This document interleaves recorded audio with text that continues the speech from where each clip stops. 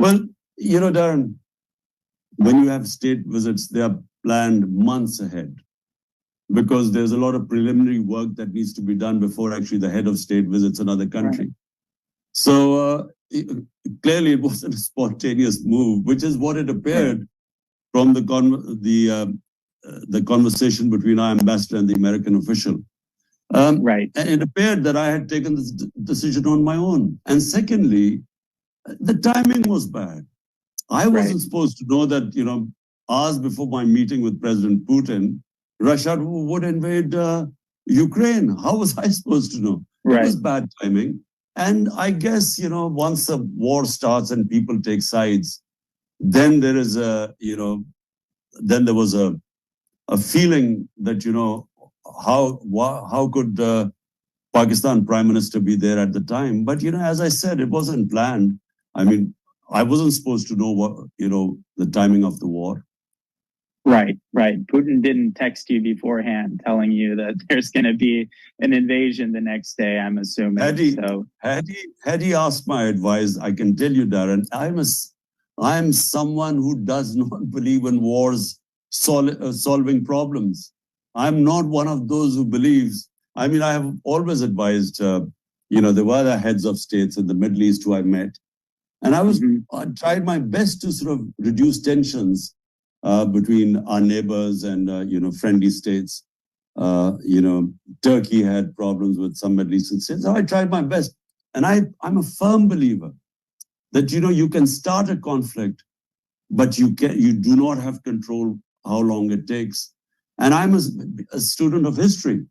So we have seen my country getting into conflicts, even internal conflicts, when we've used military solutions with our own people. It's always been a disaster. You go to solve one problem, you create a host of other problems when you use military. So, here's someone who always has been against military solutions. Right. No, that's, I think we can all agree it's better to find other options if possible.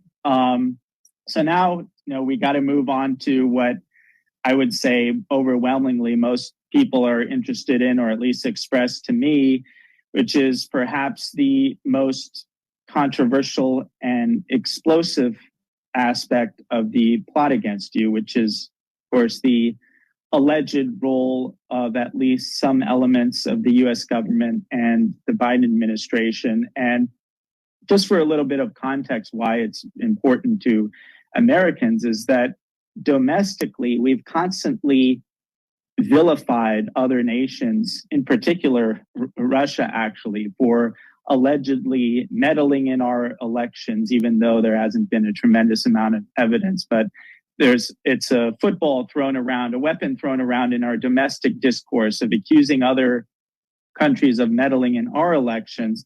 And so the prospect that there was a diplomatic cipher from an American State Department official, effectively, correct me if I'm wrong about this cipher, but from what I've heard from other interviews, it was basically saying to your ambassador, saying, look, if you guys don't do a no confidence vote and effectively take Prime Minister Khan out of power, there will be consequences for Pakistan, which, if true, is a pretty egregious case of meddling on the part of Biden administration officials. So I was wondering if you could address that as to its accuracy, or maybe provide more details or context so we can understand what the deal is with this so-called cipher.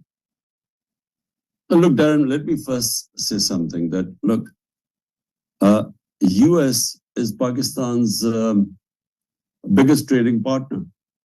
Pakistan exports more to the US than any other country. And secondly, one of the most powerful expatriate Pakistan communities are the Pakistani American community. They are one of the most powerful, influential communities of Pakistanis living abroad. So Pakistan should always have good relationship with the United States. And let me say, I had excellent relationship with the Trump administration. Why, for some reason, I did not have much contact with the Biden administration, when Joe Biden came to power. And so what is the lead up to what is the whole cipher controversy? My feeling is that the US was made to realize once the army chief had decided that I had to go, and when he hired this lobbyist, under my government and me not knowing that he had hired this lobbyist. So I think they made the Biden administration feel that Imran Khan was anti-American.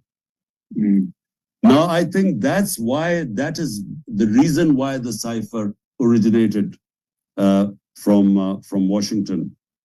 This conversation, an official conversation between the Undersecretary of State and Pakistani Ambassador Asad Majid.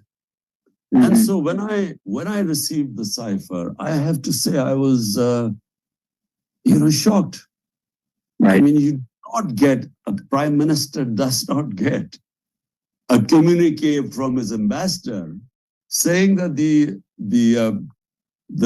official from this other country is telling the ambassador that unless they get rid of the prime minister, there would be consequences of Pakistan. So, I mean, who would not be shocked? Right. I mean, but then when I wondered that how could he be, the ambassador couldn't get rid of me.